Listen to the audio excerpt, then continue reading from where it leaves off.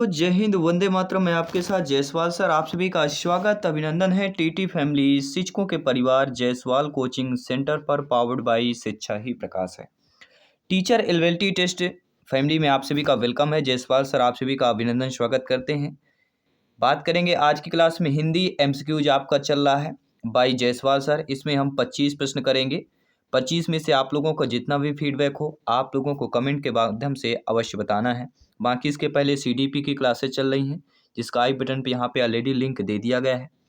तो चलिए देर ना करते हुए क्लास को कंटिन्यू करते हैं और 25 में से आपका फीडबैक जानते हैं, क्योंकि टीटी में अगर सी टेट में या other state level TT exam में अगर आपने लैंग्वेज फर्स्ट और लैंग्वेज 2 में हिंदी सेलेक्ट किया है तो ये वीडियो आपके लिए काफ़ी इंपॉर्टेंट होने वाली है। पहला प्रश्न आप लोगों की स्क्रीन पर है, आप लोगों को फीडबैक करके बताना है। पहला प्रश्न है, परिसीमन का विलोम क्या होगा। 15 पेडागोजी के प्रश्न आएंगे, 15 अपठित गद्यांश पद्यांश के जो ग्रामर के प्रश्न आएंगे। तो परिसीमन का विलोम क्या होता है सभी बताइएगा। परिसीमन मतलब असीमन। परिसीमन का विलोम क्या हो जाएगा, क्या असीमन होगा। बिल्कुल सही जवाब, पहला ऑप्शन सही हो जाएगा। इसके साथ ही आपका दूसरा प्रश्न स्क्रीन पर है। दूसरा प्रश्न है कि अष्टछाप के कवि नहीं हैं नाभादास, कृष्णदास, परमानंद दास या नंददास, सभी बताइए। देखिए आप सभी लोग जानते हैं अष्टछाप के जो कवि कहलाते हैं वह परमानंद दास जी हैं, नंददास जी हैं, कृष्णदास जी। ये तीनों अष्टछाप के कवि हैं। लेकिन जो आपका नाभादास दिया गया है यह अष्टछाप के कवि नहीं है। तो according to question first option यहाँ पे सही हो जाएगा। अष्टछाप के और भी प्रमुख कवि हैं जिनमें कुंभन दास, सूरदास, परमानंद दास, चतुर्बुद्ध दास, गोविंद स्वामी, छीत स्वामी, नंददास, कृष्णदास, रसखान, मीराबाई, रहीम, कवि गंग, बीरबल, होल राय, नरहरि, बंदीजन, नरोत्तम दास।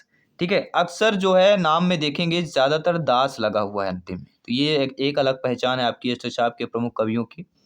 इसके साथ ही आपका तीसरा प्रश्न जो स्क्रीन पर आ चुका है, क्या प्रश्न पूछा जा रहा है आइए देख लेते हैं।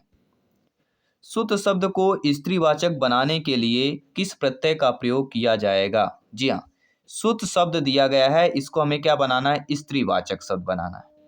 तो कौन सा प्रत्यय यहाँ पे प्रयोग किया जाएगा, क्या ई प्रत्यय होगा, इक होगा, आ होगा या ई होगा।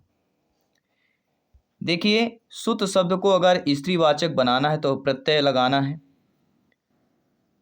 तो कौन से हो जाएगा यहाँ पे, प्रत्यय क्या होता है अंत में लगता है। तो सुत में अगर बड़ा ता लगा देते तो सूता बन जाता है। तो क्या यह स्त्रीवाचक शब्द बन जाता है सुता। बिल्कुल सही जवाब, थर्ड वाला ऑप्शन हमारा सही हो जाएगा। अगला जो प्रश्न है कि 4 गज मलमल में कौन सा विशेषण होगा। यहाँ पे दिया गया है, ये अंडरलाइन थोड़ा ध्यान दीजिएगा। 4 गज मलमल विशेषण पूछा जा रहा है, संख्यावाचक है, गुणवाचक है, सार्वनामिक है या परिमाण बोधक है। देखिए 4 गज मलमल, 4 गज यहाँ पे क्या है, एक निश्चित बताया गया है। 4 गज मलमल मतलब यहाँ पे परिमाण बोधक विशेषण हो जाएगा। फोर्थ ऑप्शन सही हो जाएगा। किसी भी प्रश्न पर अगर आपका डाउट है, एक एक कमेंट आपका फीडबैक सर्वोपरि है। श्रीमान है जायसवाल सर, अभिनंदन स्वागत करते हैं। सभी मित्रों को जय हिंद, वंदे मातरम, इंकलाब जिंदाबाद। जी हाँ साथियों, सभी प्रत्येक भाई बहन गृहिणी सभी का वेलकम अभिनंदन है। प्रत्येक शेर शेरनी का कमेंट आना चाहिए। प्रत्येक दहाड़ तक, जैसे शेर जंगल पे जब आता है तो सारे जानवर छिप जाते हैं, वैसे ही दहाड़ कर आपके एग्जाम में जाना है तो इसके लिए पहले दहाड़ वाली प्रिपरेशन करना पड़ेगा, दहाड़ वाली तैयारी करना पड़ेगा। सिंह प्रिपरेशन। तो का वर्ण किसके योग से बना भैया, जो ये का वर्ण है ये किसके योग से बना हुआ है। देखिए का वर्ण जो बना होता है आधा का और आधा आ के योग से हमारा कौन सा वर्ण बनता है, का वर्ण बनता है। तो यहाँ पे पहला ऑप्शन जो दिया गया है वह हमारा सही हो जाएगा। इसी के साथ ही आपका अगला प्रश्न स्क्रीन पर है। अगला प्रश्न ये पूछा जा रहा है कि कन्यादान में कौन सा समास होगा। अव्ययी भाव, द्विगु समास, बहुब्रीहि समास या तत्पुरुष समास हो जाएगा। सभी कमेंट करके बताइएगा। शब्द यहाँ पे कन्यादान पूछा जा रहा है, कन्यादान में समास होगा। तो सभी लोग जानते हैं कन्यादान, कन्या का दान, यहाँ पे कौन सा हो जाएगा, तत्पुरुष समास हो जाएगा। डी वाला ऑप्शन सही हो जाएगा। इसी के साथ ही आपका अगला प्रश्न स्क्रीन पर है। अगला प्रश्न है कि इनमें से रस के कौन सा भेद है। देखिए रस के भेद, क्या रस आपके 10 रस हैं या 11 रस हैं या 12 रस हैं, ये आपको कमेंट करके बताना है। क्या 9 ही रस हैं? 9, 10, 11, 12 में कितने अभी वर्तमान में कितने रस हैं, रस के प्रकार हैं, नीचे कमेंट बॉक्स में आपको अवश्य बताना है। लेकिन पहले इस प्रश्न की बात करते हैं, रस के कौन सा भेद होता है। तो हमें सभी लोग जानते हैं करुण, करुण रस एक रस का भेद है। और इसका स्थायी भाव क्या होता है, सभी लोग बताइए। करुण रस का स्थायी भाव क्या होगा, फटाफट कमेंट कीजिए। अगला जो प्रश्न है कि निम्नलिखित में से पानी का पर्यायवाची शब्द नहीं है। अम्बु, शर, मेघ पुष्प, नीर। 4 बेहतरीन लाजवाब आपके स्क्रीन पर ऑप्शन दिए गए, सभी बताइए। देखिए पानी शब्द का जो पर्यायवाची होता है वह अम्ब होता है, मेघ पुष्प होता है, नीर होता है, लेकिन सर नहीं होता है। इसलिए अकॉर्डिंग टू क्वेश्चन यहाँ पे बी ऑप्शन सही हो जाएगा कि यह पानी का पर्यायवाची नहीं है। और क्या क्या पर्यायवाची होते हैं ये भी आप लोग कमेंट के माध्यम से अपना अपना फीडबैक अवश्य बता सकते हैं। देवेंद्र मैदान में खेल रहा है, पंक्ति में कौन सा कारक है। देवेंद्र कहाँ खेल रहा है, देवेंद्र मैदान में खेल रहा है। ये में शब्द दिया गया है ना, यहां से हमारी पहचान हो जाती कारक कौन से। कर्ता ने कर्म को करण से के द्वारा संप्रदान के लिए, कर्ता ने कर्म को कर्म से, क्या हम सही कर रहे हैं? क्या यहाँ पे अधिकरण में पर आपने पढ़ा होगा, कर्ता ने कर्म को करण से के द्वारा अधिकरण में पर। तो जो अधिकरण कारक होता है वह में होता है या पर, ये पहचान है। अगर ये बीच में दोनों तो वह अधिकरण कारक होगा। अगर कहीं पर को आ रहा है, कर्ता ने, यहाँ पे कर्ता में ने आता है, कर्ता ने कर्म को, कर्म आएगा तो यहाँ पे को रहेगा, अपादान का के की रहेगा। संबंध आपका सभी लोग जानते हैं, संबंध कारक बहुत इजीली है। आइए बात करते हैं अगले प्रश्न की। व्युत्पत्ति के आधार पर शब्द कितने प्रकार के होते हैं। तो व्युत्पत्ति के आधार पर देखिए शब्द 3 प्रकार के होते हैं। ना तो 1 होगा, ना 5 होगा, ना 4 होगा, 3 होगा। अब ये मन में आपके भी सवाल होगा कि ये 3 प्रकार कौन कौन से होते हैं। तो पहला होता है रूढ़ शब्द, आपने पढ़ा होगा। रूढ़ शब्द, यौगिक शब्द और योग रूढ़ शब्द, ये तीनों पूछे जाएंगे। ये तीनों किसके प्रकार हैं, व्युत्पत्ति के आधार पर शब्द के प्रकार हैं। कितने हैं, योग रूढ़, रूढ़ योग रूढ़ और यौगिक योग, ये तीनों शब्द की पहचान कर लीजिएगा। अक्सर एग्जाम में आता है कि रूढ़ शब्द की पहचान कीजिए, यौगिक शब्द की पहचान कीजिए और योग रूढ़ शब्द की पहचान कीजिए। ये टॉपिक ध्यान पूर्वक समझना है। अगला जो प्रश्न दिया गया है कि सत्याग्रह में प्रयुक्त संधि होगी। देखिए सत्याग्रह, सत्य धन आग्रह, इसमें जो संधि होगी सभी लोग जानते हैं सत्य धन आग्रह। जहाँ पे छोटा आ और बड़ा आ मिलके बड़ा आ का निर्माण करता है तो वहाँ पे कहाँ से हो जाता है, हमारा दीर्घ स्वर संधि हो जाता है। 4th ऑप्शन यहाँ पे सही हो जाएगा। आइए बात करते हैं अगले प्रश्न की। नूतन शब्द का विपरीतार्थक शब्द कौन सा होगा भैया। नूतन शब्द का विपरीत अर्थ वाला शब्द बताना है। नूतन मतलब नया, पुरातन माने पुराना। तो यहाँ पे बी ऑप्शन आपका सही हो जाएगा। अगला जो प्रश्न है कि रस सिद्धांत का आदि प्रवर्तक कौन है। भरत मुनि है, भानुदत्त है, विश्वनाथ है या वामय हो जाएगा। तो रस सिद्धांत का आदि प्रवर्तक जो कहला जाता है वह हमारे भरत मुनि कहला जाते हैं। सभी नोट कर लीजिएगा, प्रश्न आ गया कि भरत मुनि किस सिद्धांत के आदि प्रवर्तक हैं। तो रस सिद्धांत के आदि प्रवर्तक आपके भरत मुनि है, नोट कर लेना है। अगला जो प्रश्न है कि हिंदी भाषा का जन्म हुआ है। हिंदी भाषा का जन्म किससे हुआ है, अपभ्रंश से हुआ है, लौकिक संस्कृत से हुआ है, वैदिक संस्कृत से हुआ है, पाली या प्राकृत से हुआ है। देखिए हिंदी भाषा का अगर जन्म पूछा जाता है वह अपभ्रंश से हुआ है, आप सभी जानते हैं। पहला ऑप्शन सही हो जाएगा। देखिए न्यू इंडो आर्यन भाषाओं की तरह जो है हिंदी वैदिक संस्कृत के प्रारंभिक का रूप प्रत्यक्ष वंशज है। शौर सैनी प्राकृत और शौर सैनी अपभ्रंश संस्कृत अपभ्रंश या भ्रष्ट के माध्यम से है, जो 7वीं शताब्दी से उभरा हुआ है।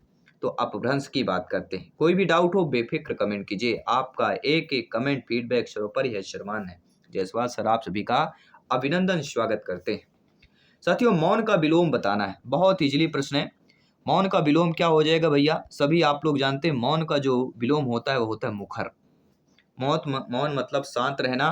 कहते हैं ना ये मुखर व्यक्ति है, मुखर व्यक्ति मतलब बहुत ज़्यादा बोलता चालता है, तो वह मुखर कहला जाता है, मतलब मुंह का खोला हुआ मुखर। ठीक है ना। अगला प्रश्न है, किस क्रमांक में अकर्मक क्रिया नहीं है? देखिए, वह पार्क में दौड़ा, वह किस में दौड़ रहा है? पार्क में दौड़ रहा है, वह पार्क में दौड़ता है, तो यहाँ पे अकर्मक क्रिया है। वह प्रतिदिन पढ़ने जाता है, वह प्रतिदिन पढ़ने जाता है, यहाँ पर भी आपकी अकर्मक क्रिया है। उसका सिर खुजलाता है, किसका सिर? उसका खिजला, नाम नहीं दिया गया है। उसका सिर खुजलाता है मतलब कोई दूसरे यहाँ पे खुजला रहा है। ये तीनों हमारे अकर्मक क्रिया है। लेकिन वह अपना सिर खुजलाता है, किसका सिर? अपना ही सिर खुजला रहा है, तो यहाँ पे कर्म की बात करते हैं, तो वह अपना सिर खुजलाता है, यहाँ पे अकर्मक क्रिया नहीं होगी। यहाँ पे कौन सी क्रिया होगी? सभी बताइए। तो B option according to question सही हो जाएगा। इसी के साथ ही आपका अगला प्रश्न स्क्रीन पर आ चुका है। पवन शब्द का संधि विच्छेद क्या होगा? संधि, समास, अव्यय, कारक। ठीक है, यहाँ से प्रश्न पूछे जाएंगे। कभी कभी रस, उल्लाला, छंद, ये सारे प्रश्न पूछ लिए जाते हैं, मात्राएं, गणना, ये सारी चीजें। तो पवन का जो संधि विच्छेद होता है वह सभी लोग जानते हैं, पोधन अन बराबर पवन। पोधन अन बराबर पवन, ओ और आ मिलके वा में परिवर्तित हो जाए, यह कौन सी संधि का एग्जाम्पल है? आप सभी लोग जानते हैं यह अयादि संधि में होता है। पवन में अयादि संधि होगी, पोधन अन बराबर पवन। ओ और आ मिलके औ में परिवर्तित हो जाए, ओ और आ के मेल से औ बना जाता है, वहीं पर अयादि संधि का जन्म होता है, वहीं पर अयादि संधि का नाम छाप लग जाता है। अगला प्रश्न है, अंधे के हाथ बटेर लगना लोकोक्ति का सही अर्थ क्या होगा? मतलब एक व्यक्ति अंधा है, उसके बहुत खजाना मिल जाना, बटुआ मिल जाना, अक्सर देखते हैं। यह लोकोक्ति जो पूछा जा रहा है इसका अर्थ क्या होता है कि बिना मेहनत के ही उपलब्धि होना, बिना मेहनत के ही बटुआ सोने से भरा हुआ मिल जाना। तो अंधे हाथ का बटोर लगना का मतलब यही होता है कि बिना मेहनत के ही उपलब्धि आपको अगर मिल जाती है तो वह अंधे हाथ के बटोर लगना लोकोक्ति का एग्जाम्पल तैयार हो जाता है। अगला जो प्रश्न है साथियों कि अर्थ के विचार में संज्ञा कितने प्रकार की होती है? 4 प्रकार की, 6 प्रकार की, 5 प्रकार की, 7 प्रकार की होती। देखिए, संज्ञा की पूछा जा रहा है। अर्थ के विचार में देखा जाए तो संज्ञा 5 प्रकार की होती है। इनके नाम अगर बात करें तो अर्थ के विचार में पहला होता है व्यक्तिवाचक संज्ञा, दूसरा होता है जातिवाचक, तीसरा होता है द्रव्यवाचक, चौथा होता है समूहवाचक और पांचवा होता है भाववाचक। तो अर्थ के विचार से संज्ञा के 5 प्रकार हैं जो आपके स्क्रीन पर है। पृथ्वी का पर्यायवाची शब्द क्या होता है भैया? सभी लोग जानते हैं पृथ्वी का पर्यायवाची जो शब्द होता है वह रंतगर्भा। हिरण्यगर्भा, वासुमती, स्वर्णमयी, इनकी भी बात करेंगे, लेकिन पृथ्वी का जो पर्यायवाची शब्द है वह रंतगर्भा हो जाएगा। बाकी और भी पर्यायवाची हैं, लेकिन जान लीजिए स्वर्णमय का पर्यायवाची सुनहरा या स्वर्णिम होता है। हिरण्यगर्भ का पर्यायवाची ब्रह्मा होता है। लेकिन यहाँ पे प्रश्न पूछा गया पृथ्वी के पर्यायवाची आपके मही, मेदिनी, धरा, रसा, वसुंधरा, विकेसी और क्षमा, अवनी। अवनी नाम आपने सुना होगा, क्षमा नाम लड़कियों का काफी नाम होता है, तो ये भी एक पृथ्वी की पर्यायवाची है, क्षमा यानी पृथ्वी। अगला जो प्रश्न है, व्याकरणिक कोटियों से अप्रभावित रहता है। तो व्याकरणिक जो कोटियां होती हैं उनसे अप्रभावित क्या संज्ञा रहती है, सर्वनाम रहता है, क्रिया है या अव्यय होता है? सभी कमेंट कीजिए करके बताना है, सभी मेरे प्यारे मित्र। जी हाँ, प्रत्येक भाई बहन गृहिणी सभी कमेंट कीजिएगा, क्योंकि यहाँ पर 101% सिलेक्शन पाना है। तो आपका एक एक कमेंट फीडबैक सर्वोपरि है, सर्वमान है। प्रिपरेशन दिल जान मेहनत लगा के करना है, क्योंकि जो मेहनत अभी आप कर रहे हैं वो सफलता पे आपकी नींव चढ़ रही है।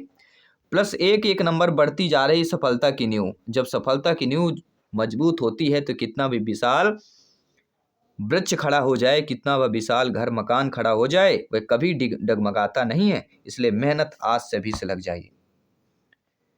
तो व्याकरणिक कोटियों से जो अप्रभावित रहता है वह होता है अव्यय, यह अप्रभावित रहता है।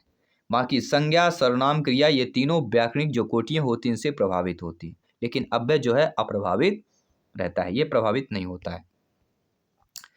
अगला कि डिबिया में क्या प्रत्यय होगा। जी हाँ, अक्सर आपने पढ़ा होगा कि ये डिबिया दे दो, वो डिबिया दे दो, माचिस की डिबिया दे दो, इसकी डिबिया दे दो, इसकी डिबिया दे दो। लेकिन कभी आपने सोचा है कि डिबिया में क्या प्रत्यय उपसर्ग हो सकता है? लेकिन यहाँ पे आपको प्रत्यय बताना है। तो डिबिया में जो प्रत्यय होगा वह ईया प्रत्यय हो जाएगा।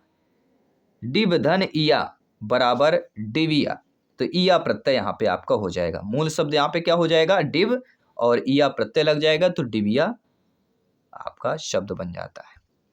अगला, प्रत्येक चरण में 28 मात्राओं वाला छंद कौन सा होता है? जिस छंद में प्रत्येक चरण में 28 मात्राएं होती, क्या वह रोला है, कुंडलिया है, हरि गीतिका है या बररवे है?